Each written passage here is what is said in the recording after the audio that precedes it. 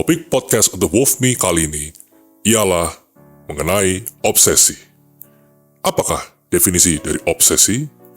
Obsesi adalah berjalan dan hidup di bawah sebuah atau lebih dari satu kepercayaan yang salah, di mana seseorang percaya suatu kebenaran yang palsu.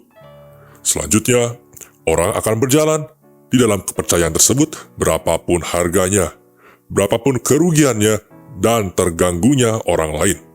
Biasanya, orang-orang yang dikasihi seperti anggota keluarga dan kawan-kawan menjadi korban juga. Karena ia begitu tenggelam dalam keasikannya dengan kepercayaan yang salah. Lalu, bagaimanakah gambaran profil dari seseorang yang terobsesi? Orang yang terobsesi dengan sebuah kepercayaan atau ide yang salah akan memperlakukan ide atau kepercayaannya sebagai pusat dari keasikan hidup dan perbuatan mereka.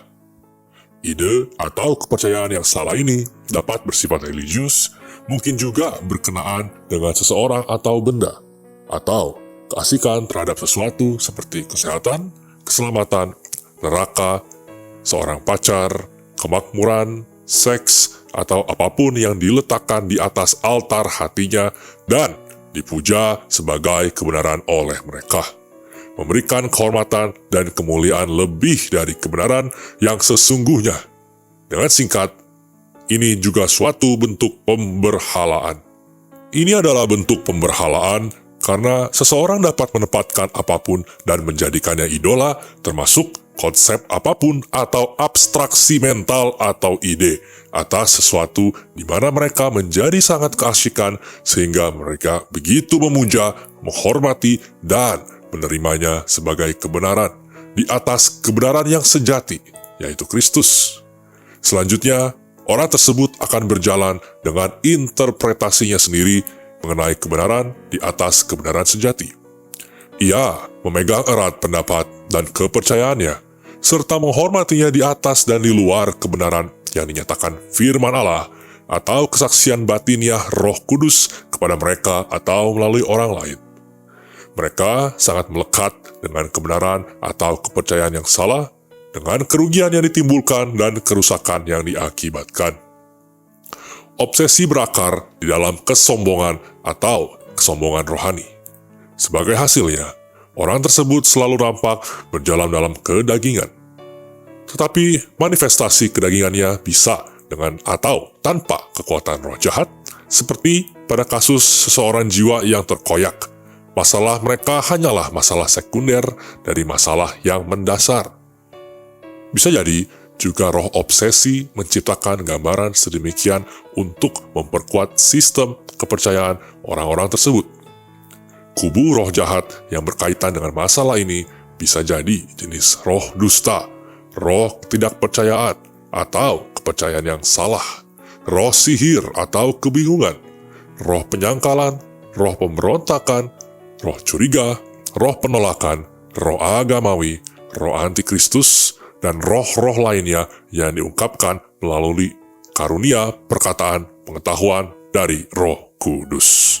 Hal penting yang harus diperhatikan ialah orang-orang ini nampak hidup dalam kedagingan. Mereka selalu tidak bersedia melakukan apapun untuk membereskannya dan selalu menolak untuk dilayani. Jika obsesinya begitu parah, mereka bahkan menolak untuk menundukkan kedagingannya ke bawah karya salib. Seringkali karena pengaruh roh jahat.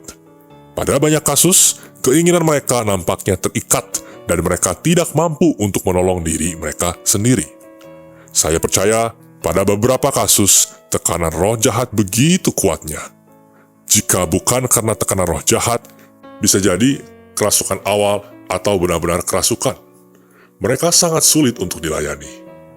Dalam pengalaman saya, biasanya ada riwayat penolakan atau trauma emosional yang begitu parah, atau trauma emosional yang berulang dengan luka emosional dan sakit hati yang begitu parah.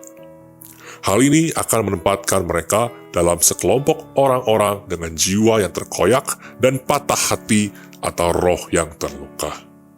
Masalah mereka sangat parah, sehingga dapat menggiring mereka dan emosional mereka menjauh dari orang lain, dengan tujuan untuk melindungi diri mereka dari rasa terluka lebih lanjut, hingga ke tingkat di mana mereka mencari perlindungan ke dalam realitas mereka sendiri dan sistem kepercayaannya. Jadi sesungguhnya, dengan begitu, mereka sadar atau tidak sadar sedang membangun tembok pengingkaran untuk melindungi mereka sendiri. Mari berjalan dalam kuasa Roh Kudus dan mengupas tentang peperangan spiritual. Subscribe YouTube channel kami dan nyalakan lonceng notifikasi serta follow sosial media kami untuk mendapatkan konten Kristiani secara reguler.